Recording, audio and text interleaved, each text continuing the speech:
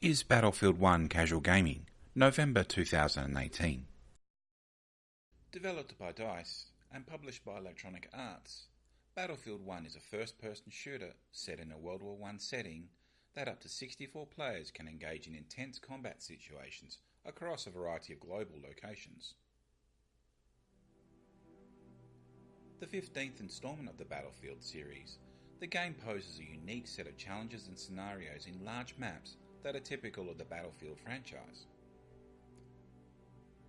Released in 2016, Battlefield 1 has had 4 major update DLCs that have added a variety of new weapons, maps and customizations, with their last DLC released in 2018. With a steady player count, strong community and substantial support in DLC, Battlefield 1 has a lot to offer, but is it a title for the casual gamer? History of the game. Battlefield 1 was officially announced on May 6, 2016, with the trailer previewing the World War I theme and setting. The reaction was both positive and nervous, with concerns of the First World War setting being translated into viable and fun gameplay, particularly since DICE had been doing modern warfare from Battlefield 3, 4 and Hardline to an extent. There were also generated controversy with screenshots and video demonstrating African American, Muslim troops and women fighting in various theatres of war, that this was not a representation of history despite a strong historical evidence of the fact that they did contribute to the war effort.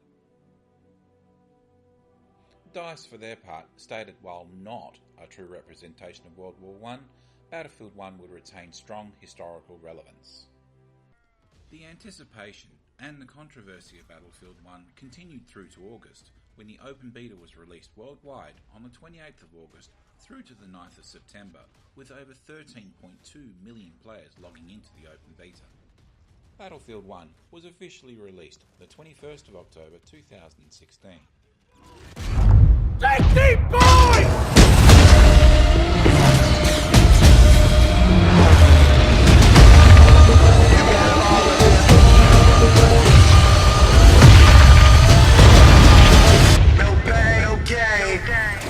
Reviews from aggregate sites, YouTube and official gaming channels were positive, citing excellent graphics, sound, the immersive, albeit short, war story single-player campaign, and the engaging multiplayer, with the new operations leading the way.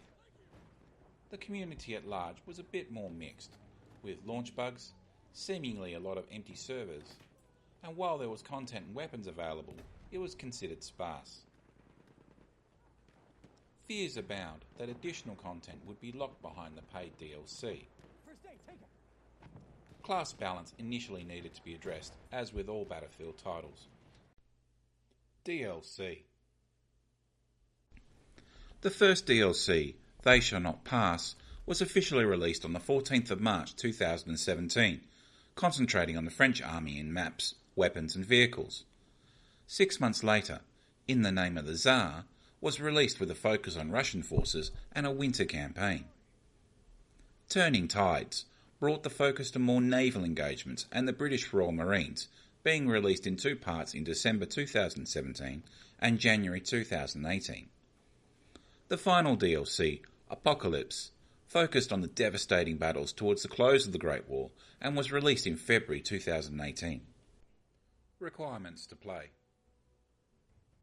Battlefield 1 requires a bit of skill to manage the weapons and vehicles, so for PC, a decent gaming mouse for aiming is definitely a requirement. You can control everything with the mouse, but it's also recommended to have a controller on hand for vehicles, particularly aircraft, for an easier time.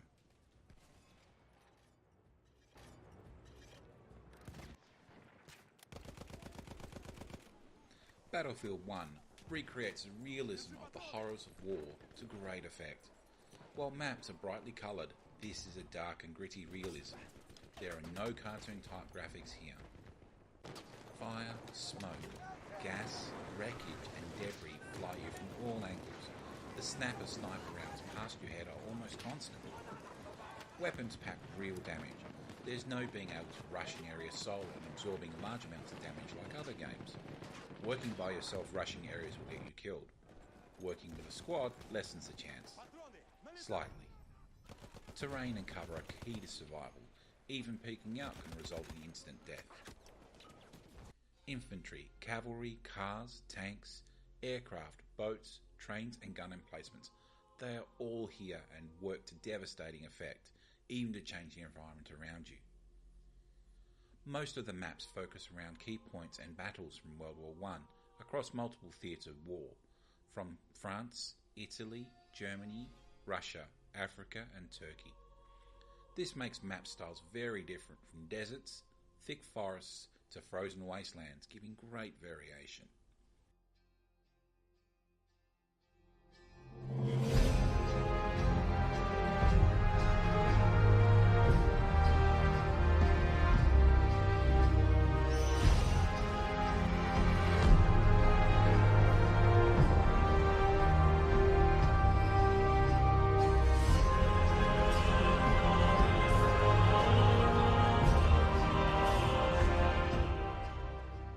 Every map has different effects, from day and night maps, clear skies to fog to rain. Even sandstorms will affect how you play and really complete the immersion. The game does have a physics engine which affects both projectiles and buildings, so you need to account for things like bullet drop and tracking your aim. From a skill point of view, you'll need the ability to be able to zoom in and fire your weapon in burst mode to keep the spread of weapon fire to a minimum.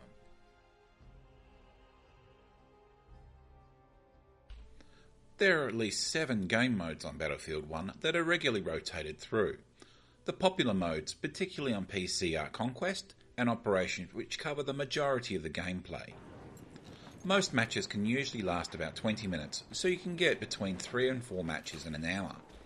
Operations are larger missions that span across a few maps that result in a victory or defeat, so they're usually more 40 to 50 minutes.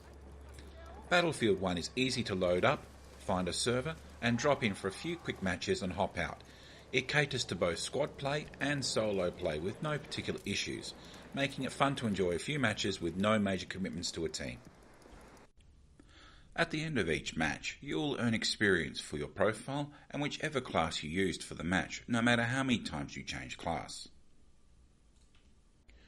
In Battlefield 1, there are 4 main classes you can choose: Scout, Assault, Support, and Medic. There are 3 additional classes: Tanker, Pilot, and Cavalry, which have different loadouts if you spawn directly into vehicles, aircraft, or horses, as they are available to your side. On top of that, there are also elite classes that can be found and picked up in spots around the map. You can customise your loadout and any weapons you have unlocked or purchased to give a bit more of an advantage in the field or adapt to your playstyle.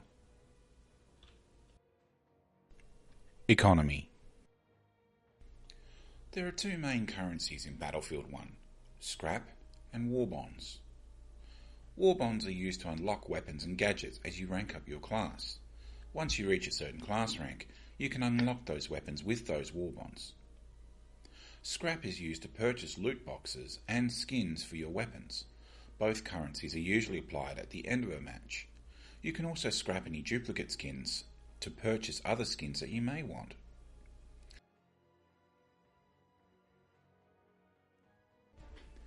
Now, I mentioned the dreaded loot box system. With each level of your profile, you're awarded a loot box. There are other loot boxes of differing rarity that you can purchase with scrap or real money. These loot boxes will drop weapon skins, XP boosts, and puzzle pieces for some melee weapons. The main factor in these boxes are there are no real pay-to-win options here. The melee weapons don't really contribute here, there are no special weapons or damage buffs, even the XP boosts aren't really considered game-changing since most class weapons are unlocked by level 10. The good news is the XP boosts are squad-wide, so you can join a squad using a boost or use one of your own and your squad benefits and you can keep the unit together. Things to do. What is surprising about Battlefield 1 is the number of things to do that contribute to your personal profile as well as to the squad or team and the match. Of course there are objectives as part of the game that you must be aware of and maintain. Most matches have a ticket system that ticks down when holding objectives and killing other players, but the sheer amount of unlocks and different ways to earn points makes it so much fun to play. As well as earning experience to attain war bonds, scraps and ranks, there are ribbons to achieve that may be something like get 5 kills with a shotgun in a round, or help spot enemies. Each week there are also medal challenges that increase with difficulty, but you get 4 and they all count together.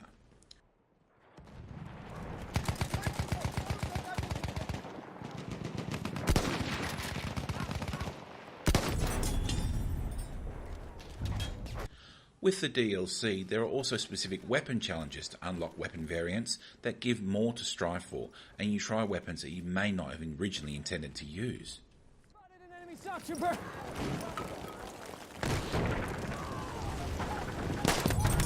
Eyes on it! He sent up a shock trooper!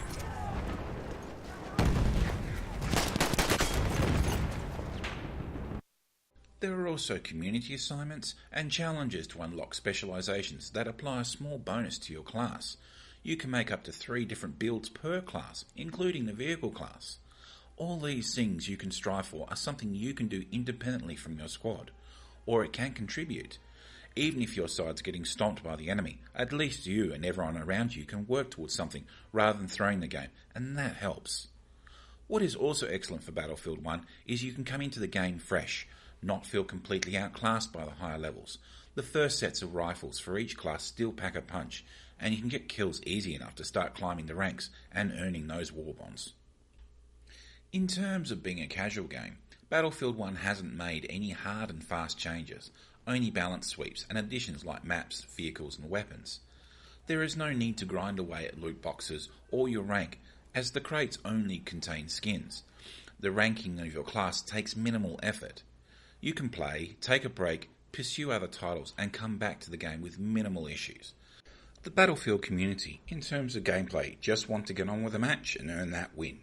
You won't hear much mic communication, and as long as you work with the class to your abilities, you won't get hassled. Make sure ammo is dropped, med packs are regularly supplied, and enemies spotted, and you should be fine. There is minimal amounts of throwing games if losing, which is a refreshing change. No one cares if you're casual or hardcore, just get the job done. So what are my personal thoughts? I am an unabashed Battlefield player, starting with Battlefield 3.